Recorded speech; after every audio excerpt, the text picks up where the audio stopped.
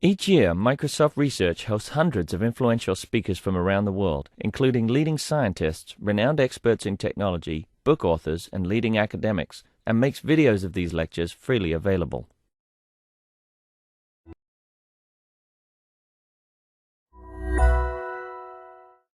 My name is Chris Bishop. I'm a machine learning researcher from MSR in Cambridge, which is the real Cambridge, the oldie Cambridge over in England.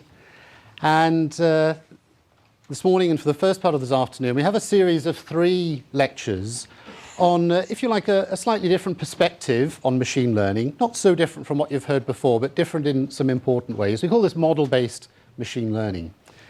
And just give you a little sort of roadmap of where we're going. We have these 3 lectures, and the first one is called A Gentle Introduction.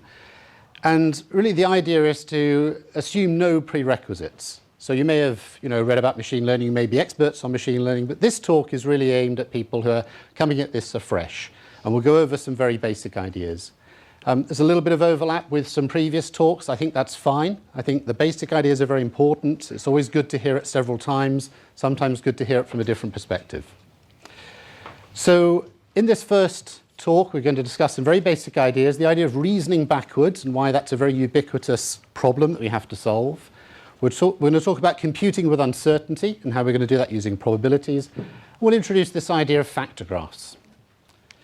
In the second lecture, that's after the coffee break, we'll go a little bit deeper and we'll understand what models are, how we build models, and how we do learning in models. And learning I will call inference. When I say inference, that's the equivalent of training and learning.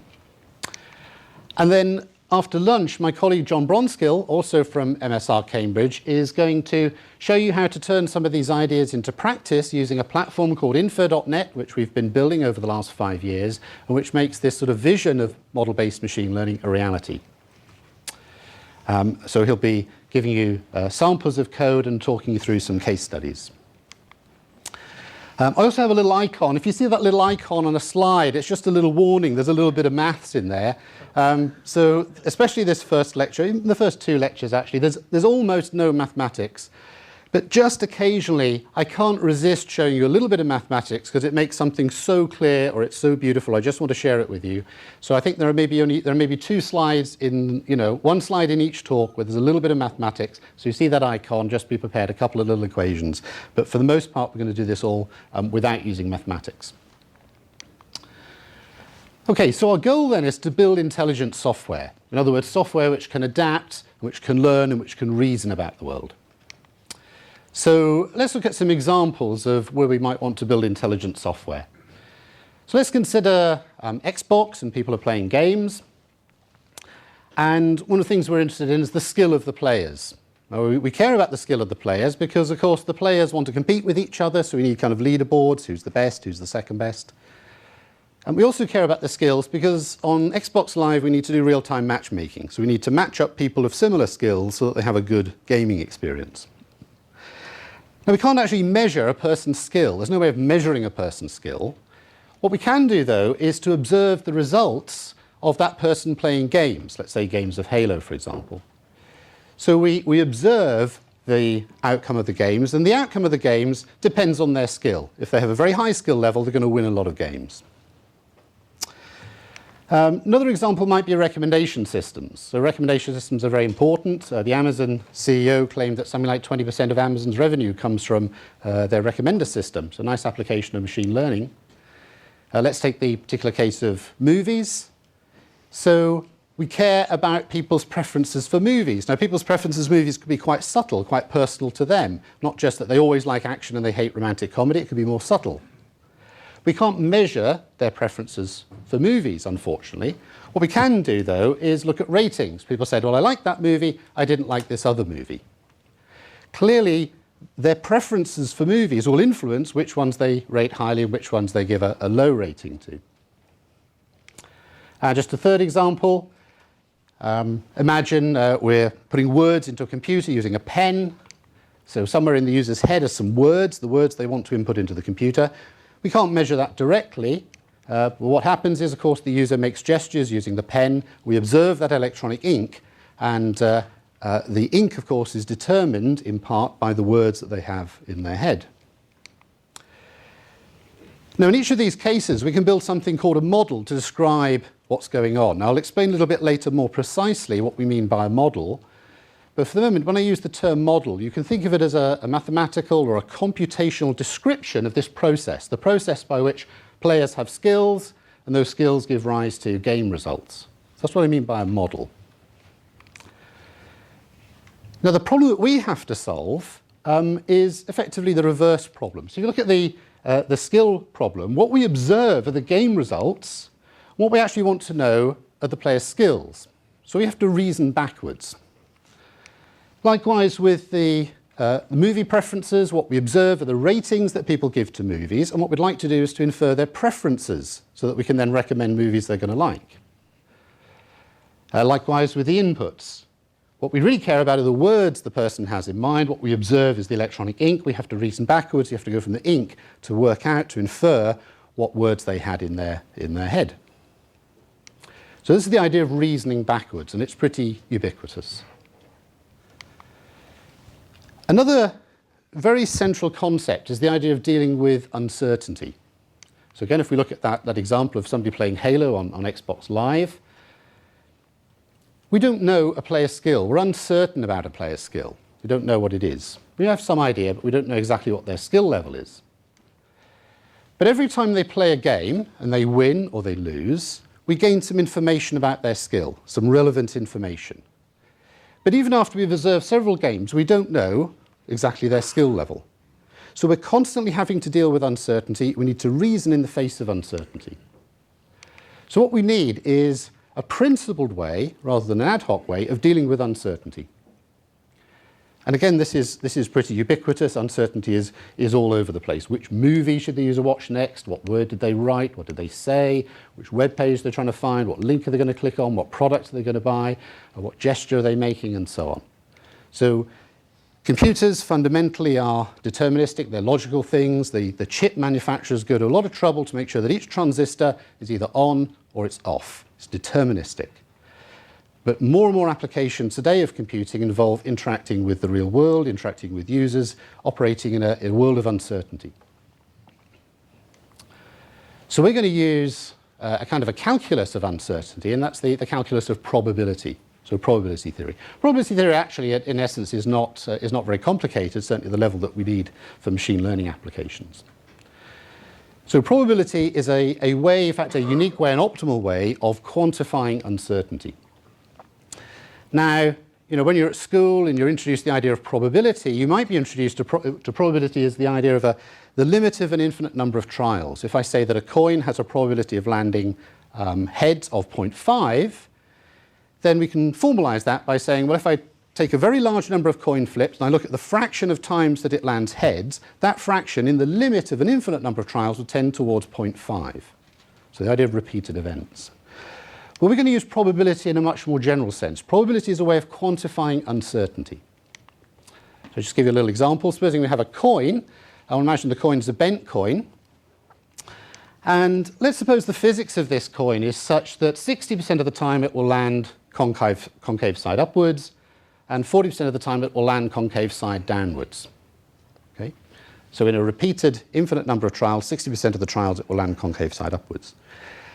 Now let's say one side of this coin is heads, the other is tails. You don't know which it is. And I ask you, what's the probability of landing heads next time round? Well, the rational answer is 0.5. There's no reason to prefer one or the other. So the rational answer is 0.5. It doesn't mean that you think that if you flip the coin an infinite number of times, that 50% of the time it will land heads. You know that it will either land heads 60% of the time, or it will land heads 40% of the time. You're uncertain which. So we're applying probabilities here to a one-off event. Which side of the coin is head, which is tails? You can ask, were the dinosaurs wiped out by a meteorite or by a volcano? And you can express your uncertainty using a probability, even though it's a one-off event, even though it happened in the past. So many of you will have come across a lot of techniques in machine learning. The field of machine learning as a research field is sort of half a century old or more. Thousands of machine learning researchers have been developing lots of techniques, lots of algorithms. They've given them names, and here's a list of just a tiny fraction of them. I'm going to tend to call this traditional machine learning. I'm struggling to find a good word for this. I'll call it traditional machine learning. It doesn't mean that it was all developed in the last century. Much of it was, but I mean things like deep networks, which you'll hear about after lunch, are quite a recent development. But this is traditional machine learning. So they have a whole bunch of techniques, and now you've got an application that you want to solve. And in this framework, what you do is you try to map your application onto one of these techniques. You try to find a technique which you think is going to be good for solving your particular problem. And not only that, but you may be sort of influenced by the availability of software. You may not have software implementations of all of these, so you may actually have a rather restricted set of things. You have to map your problem onto a rather restricted set of algorithms for which you have software available. So in this little series of 3 lectures, I want to contrast that with a slightly different philosophy of machine learning, which we call model-based machine learning. And the key idea is sort of very simple. The idea is just to have a single development environment which supports the creation of a wide range of models, and those are going to be bespoke models. So in the traditional view, you map your problem onto one of the standard tools, for which you have software. In the model-based approach, you're going to say, what is the model which describes my particular problem? And you're going to build a bespoke model.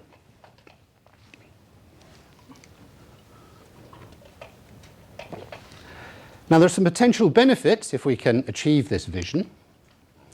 The first benefit is that your solution can be optimized to your particular application. You're not shoehorning your application into some predefined framework. You're developing something that's bespoke and customized to your application, so potentially it could be a better solution because it's optimized. Another nice advantage is the transparency of the functionality. As you'll see in the particular case of info.net, the model can be specified by, in some cases, 10 or 20 lines of code. So that specifies the model rather than thousands of lines of code that define the traditional method. So it'll be quite easy to see what the code is doing, quite easy to modify it, quite easy to pass it over to a friend who has a similar but different problem, who can take that model and then modify it to their application. Another nice advantage is that there's a clear segregation between the model definition and the training code. I shall call it inference code. We'll see what that means later. It means we can build general-purpose inference engines that apply to a wide range of models. When we get smarter at doing inference, that smarter inference is available to a whole load of different models. Equally, as a user, you can build a model for your application. You kind of don't have to worry about the inference engine. That should take care of itself. Another possible advantage is for newcomers to the field. I think even for people in the machine learning field, there's quite a bewildering variety of different techniques around. There's a vast literature, and getting your head around all those different techniques is pretty hard. Here you can learn a single modeling environment. And within that environment, as special cases, you can recover a lot of those standard techniques.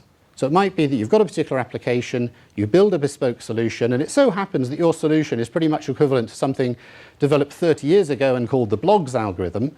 Well, you don't really care about that. All you care about is you're building a solution for your application. You don't have to know all about the blogs method. Another, I think, very important point here is the potential to avoid what I call ad hoc solutions. And we'll sort of see some examples of this as we go through the lectures. But very often, you're a domain expert in your particular application. You have a lot of intuitions about how things behave.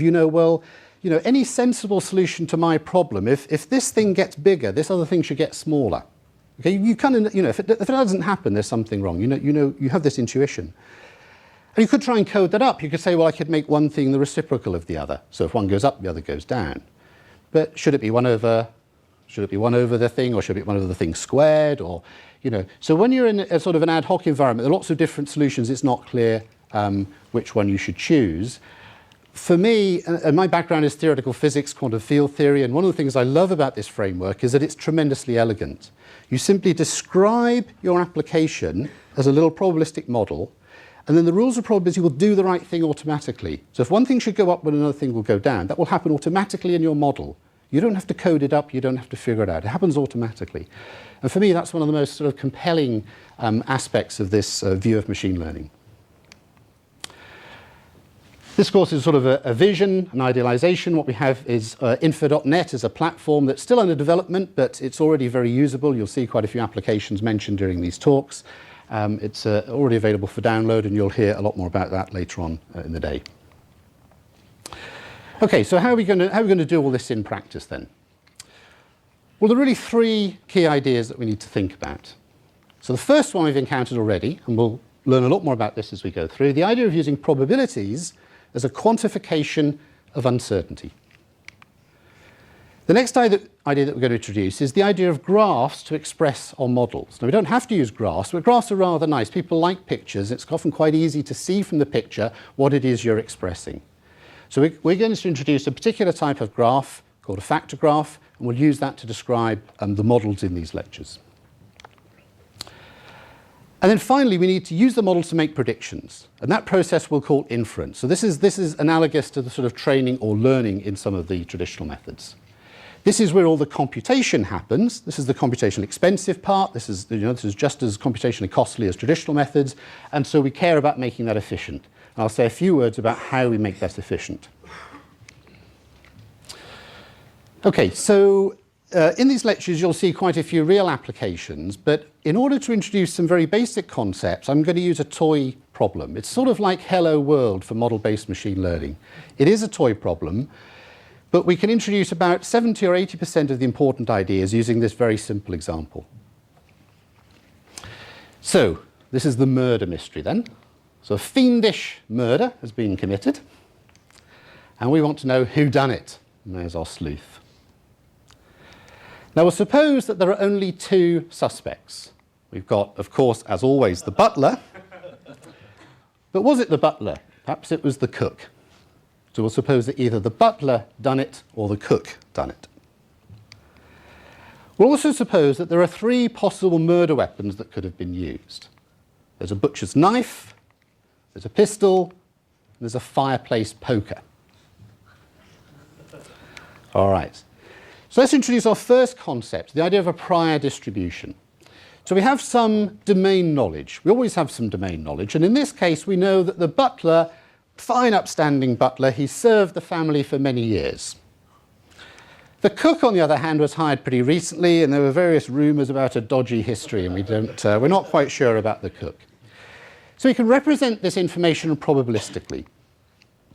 So we'll say that the probability, as far as we can tell at the moment, the probability that the butler was the person what done it is 20%, and the cook is 80%. We think it's much more likely that the cook was responsible for the murder than the butler, given the information we have so far. Notice the notation. The notation here, probability that culprit equals butler is 20%. So P stands for probability. Culprit is an interesting quantity. It's a variable, but it's not like the variables we normally use. We normally think about sort of integers and booleans and double precision floating point numbers and so on. Those are all deterministic variables. This is something more general. This is a random variable. So if you think about a Boolean variable that's either 0 or 1, well, it's stored in memory and either has the value 0 or it has the value 1. It has a particular value. Here we're interested in a two-state variable called culprit, and culprit can either take the value butler or it can take the value cook. We're not sure which, but we do know something about it. We know that it's 80% likely to be the cook and 20% likely to be the butler. So this is the probability that the random variable takes on a particular value.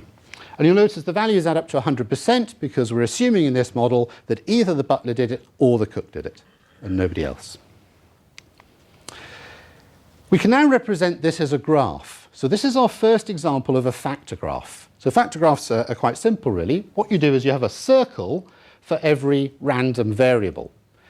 So we only have one random variable at the moment. The random variable is called culprit. So culprit can take the states butler or cook, and it's represented by this circle. And the thing above it, which is called a factor, it's this little square, represents the probability distribution of that random variable. So that square represents P of culprit. So P of culprit is just a summary of these two lines here. It just encapsulates both of those statements. This thing's called a factor graph, and we'll see a little bit later why it's called a factor graph. So that's our first factor graph. Now, of course, so far things aren't very interesting. What we need now is some evidence. So let's look at the murder weapon. What do we know about the murder weapon? Well, the butler, before he was our butler, was in the army, and he kept hold of his nice British Webley revolver, and he keeps it locked away in his bedroom. So the butler's got a gun.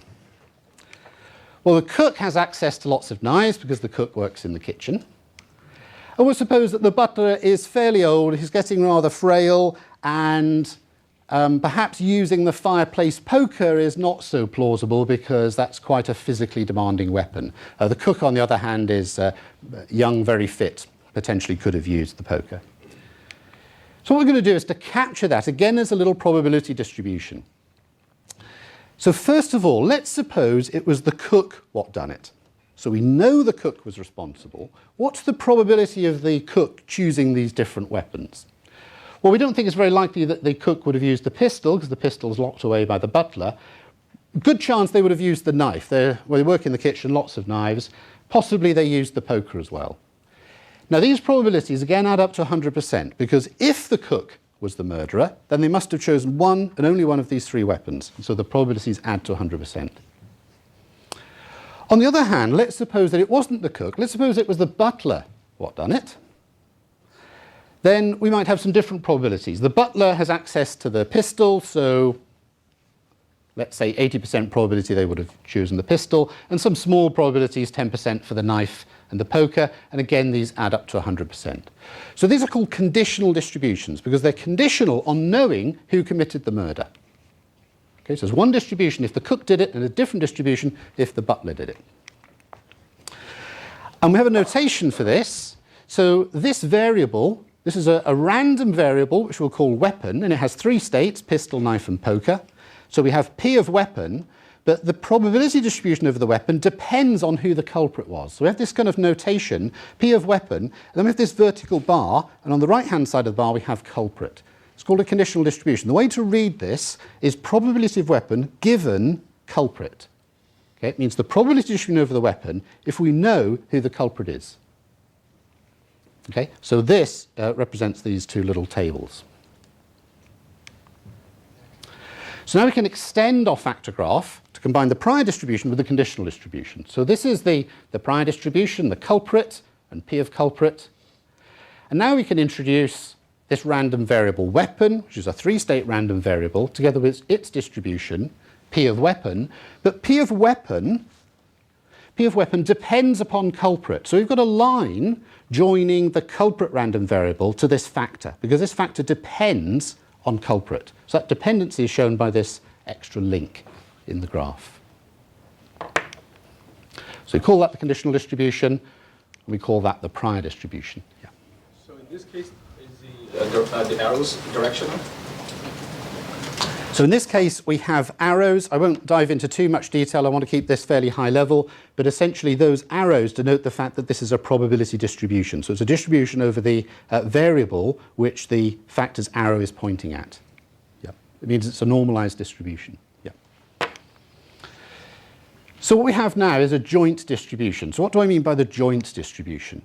Well, I can ask a simple question. I can say, there are two possible murderers and three possible weapons. So there are six combinations of murderer and weapon. I can say, well, what's the probability that it was the cook that committed the murder and they did it using the pistol? Okay, well, I can easily calculate that because I know that the probability it was the cook is 80%, and conditional on it being the cook, the probability that the cook would have chosen the weapon is 5%. And so the probability of it being the pistol and the cook is obtained by just multiplying those together. Okay? So you can think of it this way. I'm going to call this a generative view. Imagine repeating this situation many, many times. 80% of the time, it would have been the cook that did it. So imagine we're sort of rolling biased dice to draw these random numbers. 80% of the time, it would have been the cook that did it. And of all those instances where it was the cook, 5% of those, the cook would have chosen the pistol. So overall, it's 80% of 5%, which is 4% of it being the cook using the pistol. Okay. And again, we have a little bit of notation. So if you see P of weapon, comma, culprit, that's the joint distribution of the two variables, and it's to be read as P of weapon and culprit. Obviously, 5 other combinations, so we can do the maths for all 5. It's very simple. We come up with this table. So this is called the joint distribution. So each entry in the table, if we take this entry here, for instance, this represents a choice for the culprit and for the weapon. So there's a probability that the butler did it using the knife, and that's 2%. Again, all of these numbers add up to 100% because it must have been one and only one of those 6 possible combinations. So here we have a little rule for calculating with probabilities. We call this the product rule. It says the probability of weapon and culprit is given by multiplying the probability of the culprit with the probability of the weapon given the culprit. Okay? Or in general, for two variables x and y, the probability of x and y is the probability of y given x times the probability of x. That's called the product rule of probability. There are only 2 rules that we need, the product rule and an equally simple one called the sum rule. We'll come to that in a moment. So those 2 rules of probability, that's all we need. So here's our factor graph. Let's just hide the variables for a minute and look at the factors. Well, we've just seen that the joint distribution is obtained by multiplying the distribution at this factor times the distribution at this factor. And in general, that's what these factor graphs mean. The factor graphs tell us the joint distribution of all the perhaps millions of variables in our problem can be expressed as the product of the distributions over little subsets of the variables, each described by a factor. Okay, so there's just the product rule of probability. So it says the joint distribution of everything described by our model is obtained by multiplying the factors together. Hence the term factor graph.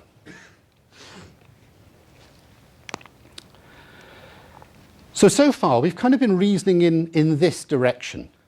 Okay, so this is a bit like going from the player's skills to the game outcome. What we're going to need to do is to work in the reverse direction. We need to reason backwards. Just before we do, though, let's just have a look at one final concept, is the idea of a marginal distribution. So this is our joint distribution table, and we could ask, so each of these entries is the probability of a particular culprit with a particular weapon. So we could ask the question, what's the probability that it was the butler that did it, irrespective of which weapon they used? So let's say we don't know what the weapon was, we don't care what the weapon was, we just want to know the probability that it was the butler. Well, all we have to do is add up the probability for each possible weapon used by the butler. Okay, and we get 20%, and same for the cook, we get 80%. And that's a relief, because that was what we fed into the model, we've got it back out again. Okay, so we haven't got the math wrong. We can do it the other way around, though. We can, instead of adding up the rows, we could add up the columns. Oh, by the way, so this is the sum rule. So remember, this is the probability of weapon and culprit. And if we only want the probability of culprit, we simply sum over the different values of the weapon random variable. Or in general, if we've got p of x and y, we just want p of x, we sum over the thing we're not interested in, y, or the thing we don't know. So that's called the sum rule. And that's all the probability theory you need, the product rule and the sum rule, and that's it. So instead of summing the rows, we could sum the columns. What that tells us is the marginal distribution of the different weapons. So this is the probability, 20%, the probability that the murder was committed using the pistol when we don't know or we don't care who committed the crime. Well, it was either the cook or the butler, we don't care, we just want to know what's the chance it was done by using the pistol. That's obtained by adding up the columns.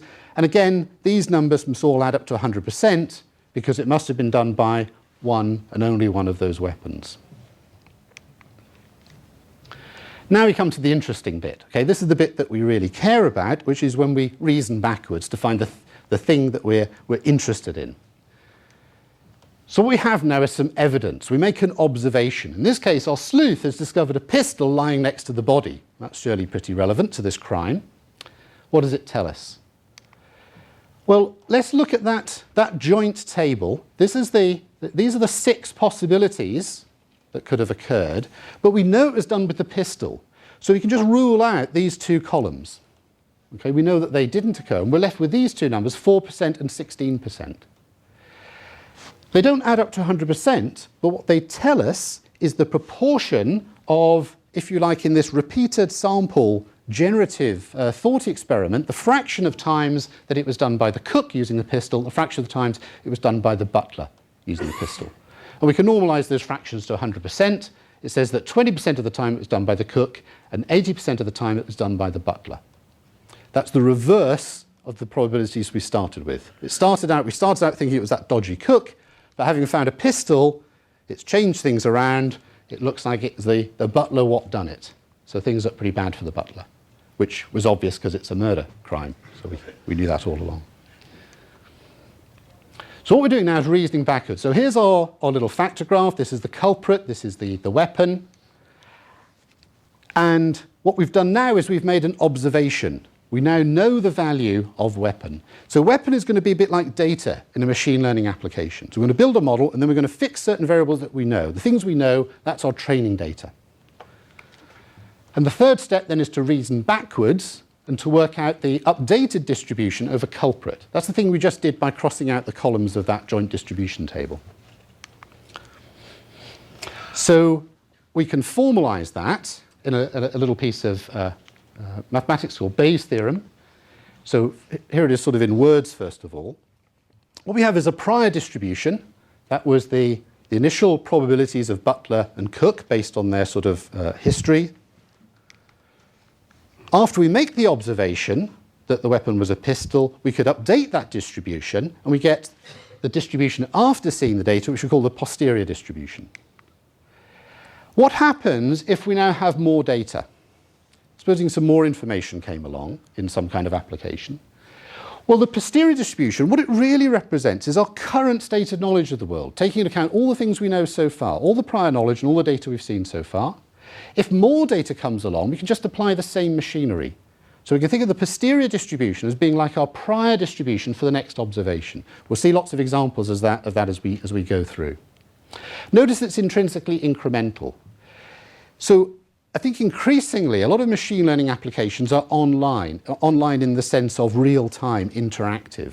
So a lot of traditional machine learning algorithms, you collect the data in the laboratory, you train up your machine learning solution, you tune it all up and get it working really nicely in the lab, and then you give 1 million identical copies of that to your 1 million users. Okay, and it's sort of a frozen solution. And that's great for a lot of things. I mean, that's how the skeletal tracking system in Connect works, all tuned up in the lab, and then everybody who's got a Connect has got the same trained decision tree classifier. But a lot of things we want to solve problems, we're trying to make the computer intelligent in a real-time sense. Data's constantly being collected, the computer's making decisions, it's constantly making inferences, and we'll see examples of that again as we go through these lectures. But this framework is intrinsically incremental. It's automatically online. All the information you've got so far you use to compute your current distribution, your current uncertainty expressed as probabilities. That forms the prior distribution for any future data that you receive. Okay, so warning, a little bit of maths coming up here. So remember, it's not that hard actually. Remember the product rule of probability. P of x and y is P of y given x times P of x. But by symmetry, I could equally well write it as P of x given y times P of y. So I just applied the product rule twice to this joint distribution. Now if I divide through by P of x, what I get is this. It's called Bayes' theorem. P of y given x is P of x given y times P of y divided by P of x. It's a way of reversing a conditional probability. And the reason why this is so fundamental to us is that supposing we're interested in the quantity y might be the skill of the player, the thing we'd like to know but we don't. We've expressed our uncertainty in terms of a distribution P of y. Along comes some data, x, that's relevant. What we need to do is compute this thing, the likelihood, P of x given y. We multiply it by the prior. This thing is just a normalizing constant, and what we get is the posterior distribution. It's a new distribution for y, taking account of this new data x. Okay? And if another data point comes along, x prime, we just take this P of y given x multiplied by the new likelihood, and we get the new posterior, and so on. So what we've seen in the murder mystery example is that there are kind of 3 phases to solving a problem in this model-based framework. So the first stage is to build a model. Now I can be a little bit more precise about what I mean by a model now. By a model, I mean a joint probability distribution over all the variables of interest in your application. And a convenient way of doing that is to express that as a factor graph. It's not the only way, not the most general way, but for many applications it's sufficient. So that's the first stage, to build a model. The second stage is to incorporate your observed data. So set known variables to their known values. They cease to be random variables, they become fixed to their known observed values. That's like our training data. And then the third stage, and this is where all the computational grunt comes in, is we have to do inference. Now, what inference means is that we have to update the distributions over the variables that we care about. Okay? We saw that with we updated the distribution over the culprit once we knew what the weapon was. And again, we'll see lots more examples as we go through. Now, if we're in a sort of real-time scenario, we can simply iterate steps 2 and 3. So we've done some inference. We now observe some more data. We incorporate those new observations and we do some more inference. All the time, our probability distributions are evolving, reflecting our improved understanding of the world, or the computer's improved understanding of the world. So that's what learning means in this context. So learning here means the computer is updating its probability distributions, which quantify uncertainty, in light of data that it's received.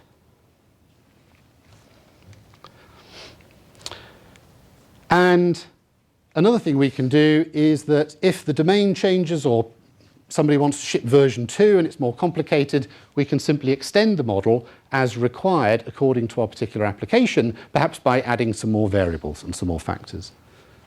So just a quick question about the first step building the model. Like if you have, let's say, some 2000 variables and we don't exactly know how they interact with each other, is there an algorithm or a computational way to derive the model using that? Okay, it's a great question. I'll come back to that question at the end if I may, but the question was, what if we've got thousands of variables you don't exactly know how they relate to each other? It's a great question. Generally speaking, you know something about your problem domain. I think once you've seen some specific examples, you'll see what I mean by sort of typical graphs, and you'll think of your application, think, oh yeah, I can begin to see how this works. In extreme cases, you may not be sure. There may be some uncertainty in the model. Should it be like this, or should it be like that? Well, you guys know what to do. If you're uncertain about something, you quantify your uncertainty using probabilities. So you allow both models to coexist. You might have an additional variable, which is the truth is model A or it's model B. You put a prior distribution over that. You run the whole thing through your inference algorithm, and you get a posterior distribution. Say, the data says I'm 98% sure it's the right-hand model. Okay.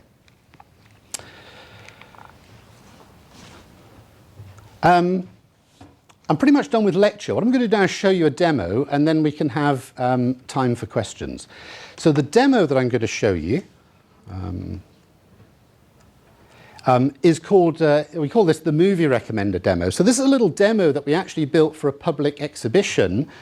I guess it was it last year? It was the 350th anniversary of the Royal Society. They had a huge exhibition in London on the River Thames, on the South Bank.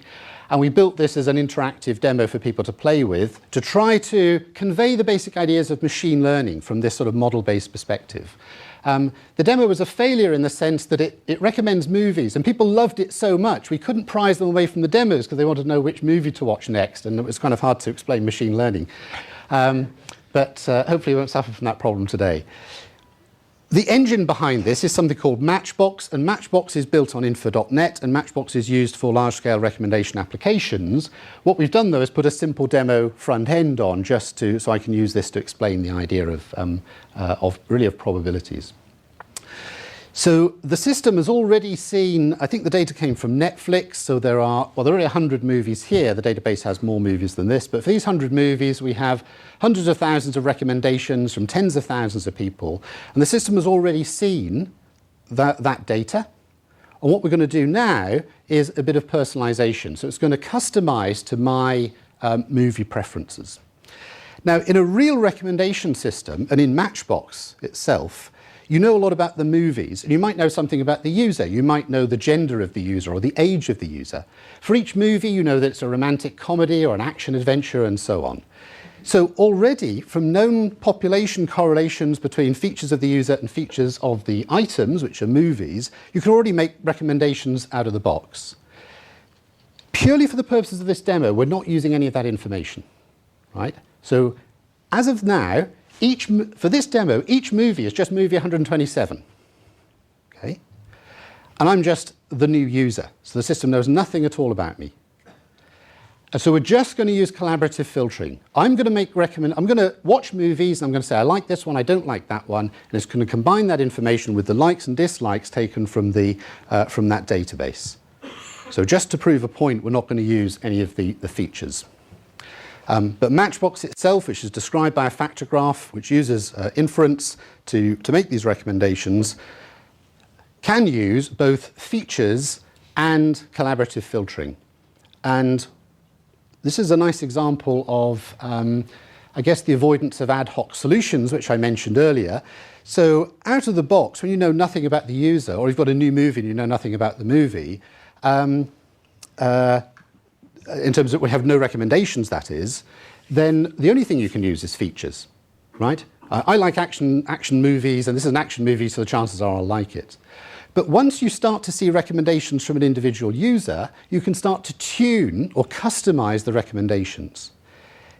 And after I've made thousands of recommendations, you want to base it mainly on recommendations, not on these features. So you've got to sort of gradually fade from initially using features to give more and more weight to the recommendations as you see more and more recommendations. That happens automatically in Matchbox just because of the sum and product rule of probability. You don't have to code that in some sort of ad hoc way. Okay, but for this demo then, it just knows about recommendations.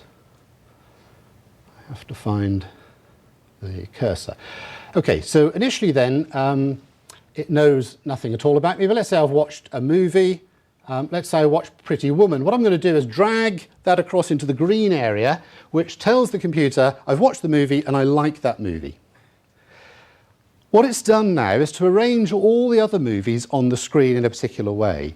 Now, the vertical position on the screen is irrelevant. We've just spread them out vertically to make them easier to see. What matters is the horizontal position. And the horizontal position of each movie is the probability that the computer thinks I will like that movie. So if a movie is up against the right-hand side here, that's probability of 1. The computer is certain that I'm going to like that movie. If the movie is down the left-hand side, that's probability 0. It's certain that I'm not going to like the movie. Movies down the middle are 50-50. Now, at the moment, what does it know? It's got tens of thousands of people and hundreds of thousands of recommendations, but as far as I'm concerned, all it knows about me is that I liked Pretty Woman. But that already is enough to start to make recommendations, because people who like Pretty Woman also liked other movies and hated certain other movies, and so it can already assign a probability to each of these movies. But what you'll notice is they're sort of clustered around the middle. Most of the movies are sort of near the middle. There's a lot of white space down the left and right. After all it knows is I like this one movie. It hardly knows anything about me. So it's pretty uncertain about which movies I like, which ones I won't like. So let's carry on. Let's give it some more information. Let's say I've watched another movie. So I didn't like that one. So even after just 2 movies, you'll see what's happening is things are spreading out. They're spreading out towards the right and towards the left. So they're moving towards 0 and 1. The system is now a bit less uncertain about which movies I like, which I won't like. So that's what learning means in this context. It's a reduction in uncertainty as a result of seeing data. And it's intrinsically online because I can just carry on and give it more examples of movies that I like and movies that I don't like. I keep losing the cursor because it's a sort of dual screen. There we go. So let's say, or pick another movie that I don't like. Again, there's sort of some rearranging, but generally things are sort of spreading out to the, or maybe I do like that movie. Again, we get sort of different results. You can play with this all day.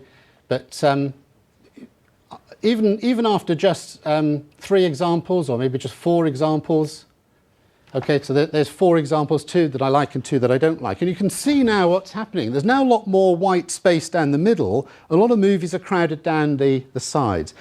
Nothing's right up against the side. It can't be certain that I'm not going to like a movie, but it's pretty confident that I'm not going to like these movies. It's pretty confident that I will like these movies. And the ones down the middle, it's just completely 50-50 about whether I'm going to like those ones. Let me just illustrate one more point. Let's suppose, let's take a movie right down the right-hand side. Oh, sorry, yeah. What I'm not clear about is how does the model capture the fact that somebody who likes this would like that other movie? You said it doesn't take into account the metadata like movie title and stuff like that. Okay. So what prior information does it have? Okay, I think the question was basically how does it work, and I haven't really sort of explained how it works. So the question really, well, there's no metadata. How can it know what's going on? Really, what it's doing is just, your intuition is that if there was somebody else in the room that liked Pretty Woman, liked Chicago, they hated The Sound of Music and they hated Elf, and I asked them, well, what did you think about Closer? And they say, oh, great movie. Okay, well, I seem to be like that person, and so maybe I too will like Closer. So that's kind of the intuition. People doing this before you showed it at the exhibition. So a bunch of people had, like human judges, had done this. It's based on Netflix. Oh, Right. Oh, I see. So before the lecture, when we built the demo, we already trained it in inverted commas on a database. I think it's Netflix data, where we've got hundreds of thousands of ratings from tens of thousands of people. So you imagine this sort of big matrix of sort of movies and people, and it's a sparse matrix, but there are entries. Occasionally there's an entry where somebody said like, or an entry where somebody said dislike. So it's kind of the intuition that people like me will like future movies that will have similar taste to me. But what we haven't done is sort of code up that intuition, because there are lots of ways of doing it, and how do you know how to do it? It's an ad hoc mess. Instead, we built a model which describes the relationship between these variables expressed probabilistically. Are you showing this? Yeah, I actually show the You're showing the code model in a factor graph form and this afternoon. Okay, so this afternoon you actually see John Bronska's going to show you the factor graph for how this works this afternoon, and probably some infinite code for it as well. I'm just going to show you one more thing. Let's take a movie down the right-hand side. So that's a movie that the system is very confident that I'm going to like. I'll just pick one of them. So let's say I've watched that movie, and let's say I do like it. So watch what happens when I let go of the mouse button. Watch what happens to the other movies. Yeah, not a lot. Okay, I was really confident I was going to like the movie, and I said, yeah, I like it. Okay. Hasn't learnt very much, because it kind of knew that already. Let's do the other extreme. Let's take a movie that's down the left-hand side. Now, here's a movie. It's really confident that I'm going to hate that movie. Let's say, actually, I watched that movie, and actually, I like that one. So I'm going to drag this across to here. Now, look what happens when I let go of the mouse button. Okay, that was hugely informative. In fact, information theory defines information as the degree of surprise. Okay, so towards the right-hand side, the amount of surprise in saying I like that movie goes to 0. Across the left-hand side, it goes to infinity. So there's much more information in telling it something surprising that it wasn't expecting than in telling it something it kind of already knew. This also means the error or noise will affect the model a lot. The question was the error and the noise, did you say? Noise, if I don't like it, but I made a mistake. Right, great question. So the question is, well, could this be affected by noise? Could it be affected by mistakes? It could be affected by things like mislabeling. Somebody watched the movie, they really loved it, and they're in a big hurry, and they clicked dislike, and then they carried on, they didn't notice, or the system wouldn't let them change it, or whatever. So we could sort of label error, and so on. So generally speaking, the answer, when somebody comes along and says, oh, this is all very well, but in my application domain, it's different, because in my application domain, I have users who make label errors, right? They occasionally flip the label. I say, great. You've just told me how to extend the model for your domain. So in your domain, there's a label error. So we'll put a label error variable. So what we might have is, if you like, the true variable, which we can't observe. What we actually observe is the label the user gave, and that's a noisy version of the truth, right? And we have a little probability table that says, well, 99% of the time, the label they give is the thing they meant to give, and 1% of the time, they flipped it. Okay? So what we do is we just model it, and then the rules of probability will do the right thing. Yeah. So do you mean that in that case you're actually doubling the number of variables?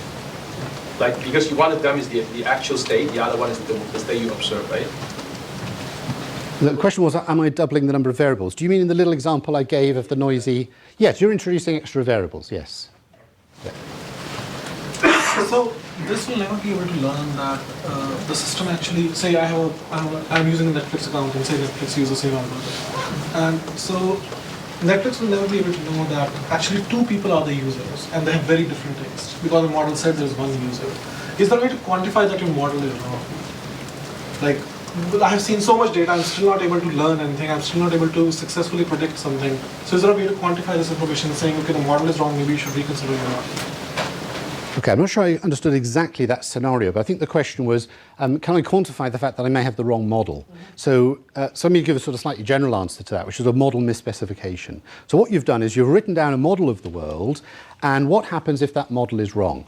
Now, that's a very general question in machine learning, okay? It applies equally to traditional methods or to model-based methods. If you if you use a linear regression system, you model the world as a linear model, and the world is highly nonlinear, then you can get very wrong answers. Okay? If you make some assumption out the world that's wildly violated, then you can make arbitrarily bad predictions. And that's true in any approach. And that's certainly true here as well.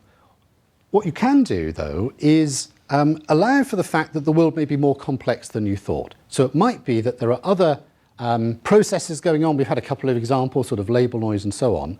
And you can model those. You can model those causes of misspecification if you can anticipate them.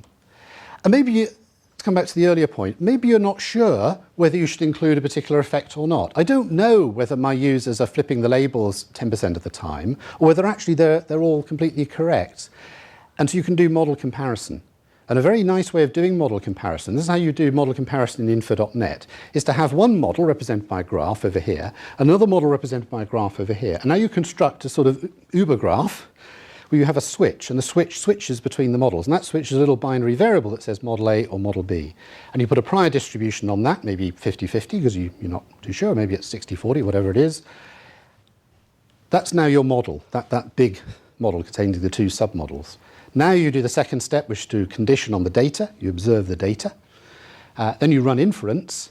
And what you get is inferences made by model A, inferences made by model B, and a posterior distribution over which is the right model. So you showed a very good example where it can handle a new user. If there's a new movie, it can also handle that. So the question is there a new user, a new movie, can it handle it? Yes. I mean, what's essentially going on in here? We'll look at the factor graph, I guess, this afternoon. There's a very general technique, or quite a widespread technique, called matrix factorization. So you take that big, that sort of matrix and try to represent it in a low-dimensional space. So Matchbox is, if you like, a probabilistic version of matrix factorization. Okay? So what's going on is we have some low-dimensional latent space, 5-dimensional or 10-dimensional, and the users are mapped down into that space, and that mapping is one of the things we learn. So there are parameters governing that mapping. There are prior distributions over those parameters. There's another mapping from items down into that latent space, again governed by a bunch of parameters. Again, there are distributions over those parameters.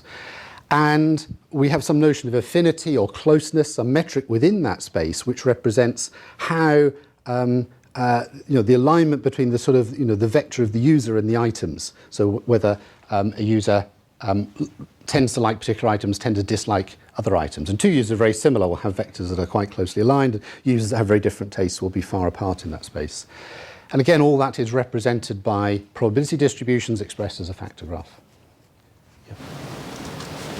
So if you have a very large data set, say a billion users, so will the sensitivity kind of decrease? And so if you have a new user, because it's all dependent on the influence of other users of that user. So is there a point where whatever you do, you really do not get the personalization that you really want from that user? Okay, so I think the question, I'll repeat the question and tell me if I've got it right. So the idea is, supposing we've had 1 million users or 1 billion users, and along comes little old me, I'm the 1,000,000,000th user, isn't my data going to be completely swamped by the data from those billion users? And it'll take, I'd have to rate 1 billion movies before it even starts to personalize to me. Absolutely not. Again, if you construct the model the way you want to construct the model, and we're going to have a look at a nice example of personalization this afternoon in the context of email, and we can talk a little bit more about that then. Again, it does the right thing. So it's making the right trade-offs between sort of community predictions versus personalization predictions. And it's starting off out of the box with the community prediction because it knows nothing about you, and then making appropriate adaptations as it starts to know more and more about you. And that trade-off, that gradually fading out the effect of the community and fading in the effect of your personal data, happens automatically from the sum rule and the product rule of probability. Okay, you don't have to think, I'll make it 1 over t or something, you know, it just happens. So how does this method kind of differ from the feature hashing for multipass learning kind of methods? Like, you know, we saw that I think yesterday. How does that differ from? Is there an edge for this model over that one? How does it rate against other traditional learning methods? I'm going to confess. So I've only just flown in. I haven't listened to all of the other lectures. So what we maybe do is take that. There's also an email list around this. So I maybe have a chance to watch the lecture and give you an answer. So I'm very happy to sort of make points of comparison between this, how we tackle a challenge in this approach versus some more traditional methods. But I wasn't familiar with a particular piece of jargon you used, so I'll defer that if I may, offline. Yeah. So I want to take your. I want to know your take on how to select priors. That's one. The take on how to select priors. Yeah. Okay. So this is a gentle introduction, all right, and we've there's more to come. So hopefully in the next lecture you may get some insights into how we select priors. I've used the term prior and posterior because it's commonly used and it's one way to think about these things. But I tend not to think too much really about priors and posteriors, but just about models and distributions and their relationships. And it's really about building a model of the world. Now, in the next lecture, you'll see some nice examples where. So in the murder mystery, I just pulled those numbers out of thin air. I just said, well, okay, the butler's more likely to do it than the cook. I'll make it 80%. Oh, sorry, the cook's more likely to than the butler. I'll make it 80% cook and 20% butler. Why 80%? Why not 85%? Why not 75%? So quite often we have distributions, the distributions have parameters, and we don't know what value to set the parameters to. Well, we know what to do, right? We model the uncertainty in those parameters by using random variables, which themselves have distributions. And that leads naturally to hierarchical models. So we have distributions with parameters. Those parameters are uncertain. We want to learn them from data. We don't want to handcraft them, so we put distributions over those parameters. But those distributions themselves have other parameters. You might call them hyperparameters. We have to stop that hierarchy at some point. The answer in an engineering sense is, well, just look at some of the examples. I think the best thing to do is just look at a dozen examples of the applications, and you'll kind of get the flavour for how we build these models. I guess the more sort of philosophical answer is that in machine learning, no matter how you approach machine learning, you can't learn anything purely from data. Right? There's some fundamental mathematics in machine learning that says you can't do this. You only learn in the context of assumptions, or a model, or prior knowledge, or background information, call it what you like. So you assume something about the world. Sometimes those assumptions are quite general. You might assume that the output varies continuously with the input, or it varies smoothly. So if you model it by a neural network and you put a regularizer on the weights, you're saying, I don't think the output is going to vary too much if I change the input a little bit. Okay, that's a form of prior knowledge. You might have much stronger prior knowledge. You might say the output is a linear function of the input with some Gaussian noise or something. Okay, that's a very strong form of prior knowledge. Roughly speaking, if you constrain the world very tightly, you get a lot of juice out of your data. You learn a lot from each data point. So that's good news, provided your assumptions map to the real world. If they don't map to the real world, in other words, if you assume the world's linear and it's non-linear, then not only can you make bad predictions, but you can even be very confident about those bad predictions. So that's not good. At the other extreme, if you make almost no assumptions about the world, so you have very, very flexible models, in the traditional paradigm, you hit a major headache. It's called overfitting. Supposing I've got 100 data points, and I say, well, I don't assume anything about the world. I just want the data to tell me everything. So I'm going to fit a 100th order polynomial to my 10 data points. Because my 100th order polynomial is really flexible. It can model all sorts of different things. What happens is you just tune up to the noise on the data. Because in the traditional methods, you're typically optimizing parameters and making point estimates of parameters, you can sort of overfit to the data. So that's one of the challenges that you face, and there are ways to deal with this, of course, and I'm sure you've heard about them this week, to deal with overfitting in that traditional framework. In this framework, there isn't really overfitting. Overfitting is a sort of a pathology that arises when you make point estimates. What happens in this domain is that if I have a very flexible model with very broad distributions, when I observe data, my distributions get narrower and I learn stuff about the world, but I still have a lot of uncertainty. So I'm hopefully still encompassing the truth, but I'm not sort of very confident about it. So if we get time, I don't think now is quite the right minute, we probably know a little bit more about this. But one of the nice things in a probabilistic model is you can get the data to choose between different models for you. I mentioned how we can do this in info.net with a little switching variable. And let me try and give you some intuition behind this for sort of zero maths. It's sort of like this. Imagine I've got three models. The first model is a very rigid model, right? It's very imposes a lot of prior knowledge. The world is just linear. Right, very restrictive model. I've got a second model which says, well, it could go up and down a little bit, but it's kind of, one or two oscillations is fine. And the third model says, oh, hugely flexible. It could go up and down a million times. It could have step functions. It could be a fractal, all sorts of things, right? Very flexible model. If you simply fit those three models to the data by optimizing the parameters, then you'll always favor the most complex model, because it will just tune all the data, it will fit the data point exactly, you'll overfit, it'll say it's the third model. So you can't choose the model by optimizing the parameters. So what you have to do instead is divide your data set up into two, train on one half, and then see how predictive it is on some holdout data. Okay, and that's a standard technique and widely established.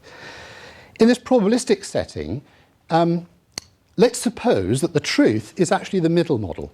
Okay, the data, the real world sort of goes up and down a little bit, but not too much. Let's look at the posterior probability of the three models. So I'm uncertain about which model, so I'm going to keep all three models. I'm going to have a prior probability of a third, a third, a third. What's the posterior probability of those models when I run inference? Well, the first model, the rigid model, will have a low probability. I have a low probability because it basically can't fit the data. The data's going up and down. It's trying to fit it with a straight line. So there's a really bad mismatch between the data and the model. So that model has a low posterior probability. The middle model does a lot better because it can fit that data beautifully. Okay? So it's got a much better data fit. The third model can fit the data just as well. In fact, fit the data even better because it can tune to all the little noise. But the problem is that the model has a sort of a unit. Remember, all the probabilities add up to 100%. So each of these models has got a unit amount of predictive probability which it can spread around. So the first model has piled all its predictive probability on just straight lines, and none of them fitted the data, so that was bad. The middle model kind of spread its bets a bit more, and it said, well, it could be a straight line, it could go up and down a little bit, or down and up a little bit. And so the probability which it actually assigns to the data is higher, because it can assign a decent amount of probability to the actual data you observe. The third model can explain the data perfectly, but its unit amount of predictive probability mass has been spread incredibly thin, because it can predict straight lines, it can predict things which go up and down a little bit, things which go up and down a lot, things which have steps, and so on. And so the amount of probability mass that it assigns to the observed data set is actually lower than for the middle model. So the posterior probability peaks around the middle model. Okay, that's the most probable model. And that was without having to do any holdout data. That's on the training data. Okay. Now, you're saying at this point, well, who cares? I've got a big computer. I'll run. What's the problem with running on my training data and compare it on a test set? Well, there's nothing wrong with that. In fact, you should always do it, no matter what method you're doing. Before you ship something to the customers, I strongly recommend you test it on some new data, right? That's just good sound engineering.